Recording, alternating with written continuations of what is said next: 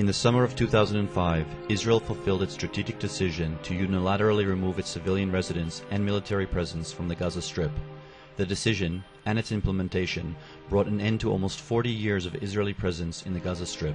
The decision entailed tremendous financial costs, a rupture in the spiritual fabric of Israeli society, and security risks. Nevertheless, the decision was made for the benefit of promoting a process of change between Israel and the Palestinians, a process that would allow the Palestinian Authority to take full security control over their territories, demonstrate state-like behavior, and bring about peace, quiet, and prosperity to the civilian residents on both sides of the border. Unfortunately, this was not to be.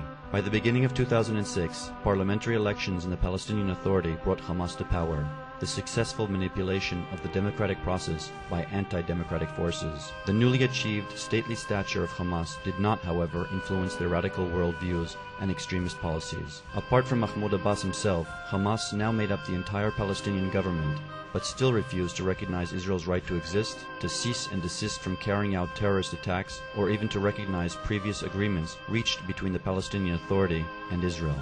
Following the formation of the Hamas government, and despite the absence of any Israeli presence in the Gaza Strip, terrorist attacks continued to be carried out alongside an increase in the rate of weapons smuggling into the Gaza Strip. Hamas's force buildup does not occur in a vacuum, but is an integral part of a larger context in which both Hamas and Hezbollah receive indoctrination, financing, training, weapons, and intelligence from Iran.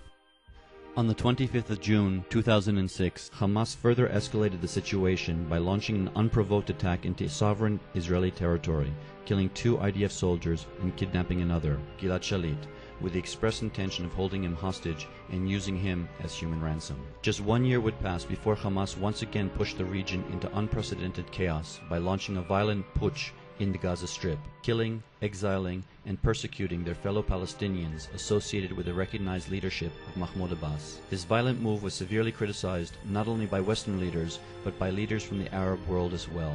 Clearly, rather than bringing about moderation, Hamas's parliamentary and government control encouraged greater daring and extremism. Radical Islam was now being freely indoctrinated amongst the Gaza population, imbuing the masses with hatred against Jews and Israelis, and inciting towards further violence. Hamas radicalization of the Gaza Strip and its constant momentum of escalation did not go unchecked. Effective Israeli security measures, in conjunction with international pressure, brought about an Egyptian-brokered state of calm agreement in June of 2008. Unfortunately, the so-called state of calm expressed little more than an aspiration, as rockets continued to fall on Israeli territory and weaponry continued to flow freely into Hamas stockpiles. By the second week of December, Hamas unilaterally terminates the state of calm agreement, validating its intention by initiating a barrage of rocket and mortar fire into Israeli territory.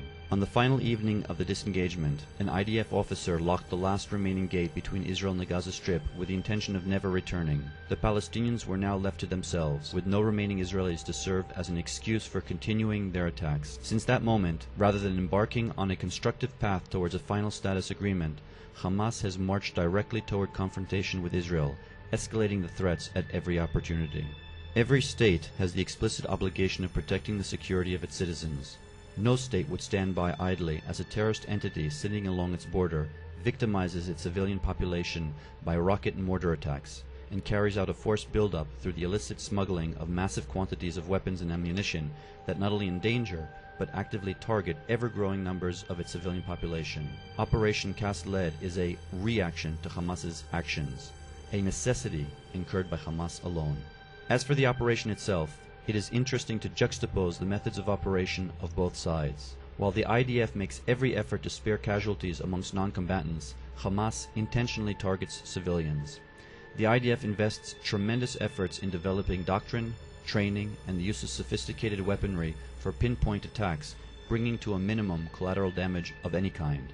Hamas, however, aims its weapons at population centers for the express purpose of causing as many civilian casualties as possible. Furthermore, while the IDF is engaged in a high-intensity military operation, it allocates considerable attention to the well-being of the civilian population by facilitating and supplying humanitarian aid. This, contrasted by Hamas's cynical use of its own civilian population as human shields behind which it hides its weapon stores and fires rockets into Israel. Hamas has traditionally misunderstood Israel's restraint as weakness. They were mistaken. Our restraint derived from the strength of our defense forces and the endurance of our society. But our tolerance has been stretched beyond reasonable limits. Israeli civilian lives cannot be the price of our tolerance. Since the beginning of Operation Cast Lead, Hamas has drastically increased its attacks against Israel as the range of its rockets has reached unprecedented depths into the Israeli home front. Within the context of its right to self-defense, Israel is and will remain unwavering in its commitment to ensure the security of all of its citizens.